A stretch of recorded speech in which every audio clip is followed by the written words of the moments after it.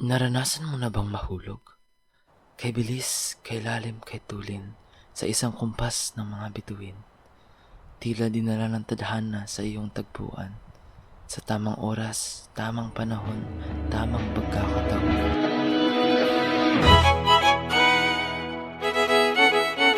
Puso'y nabuhayan, ika'y nahulog na lamang biglaan. Sa sandaling magkatinginan, kay bilis, kay lalim, kay tulin.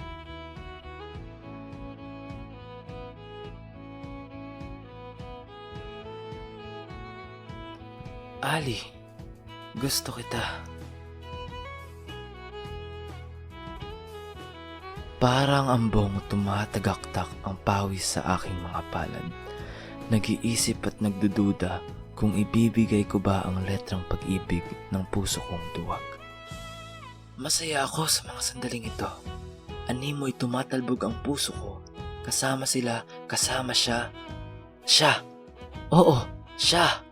Siya na lagi kong hanap. Siya na lagi kong sulyap. Sa kasalukuyan, ang kinahuhumalingan ay walang iba kundi siya'y pagmasdan. Kung paanong kumislap sa sinag ng araw ang kanyang mga mata, ang pagkibot ng mga labi sa tuwing naaaliw at magsasambit ng birong sa akin ay tahimik na nagpapatawa, pati na ang paraan ng pag-ayos sa buhok at itsura.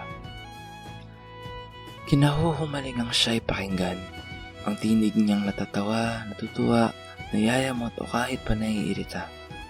Mga kwento niyang bago sa aking sistema o paulit-ulit ko nang narinig subalit patuloy pa rin nagdadala ng bighani sa aking pandama.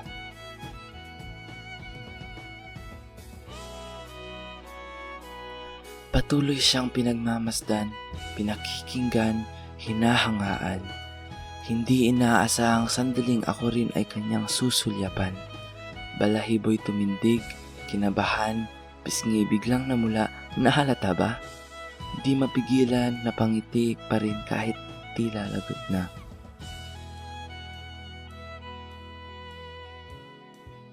Papalapit ng papalapit, suporta ng ating mga kaibigan ang naririnig.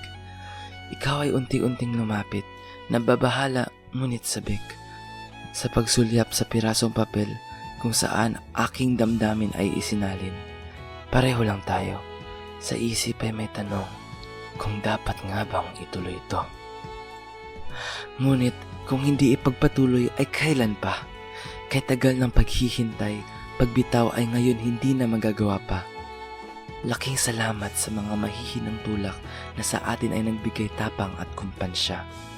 Sa wakas, buong puso ko nang masisigaw. Tahimik pero malakas. Sinesiridad ang kailangang iparinig. Kay Ali, ang kaisa-isa kong iniirog at sinisinta.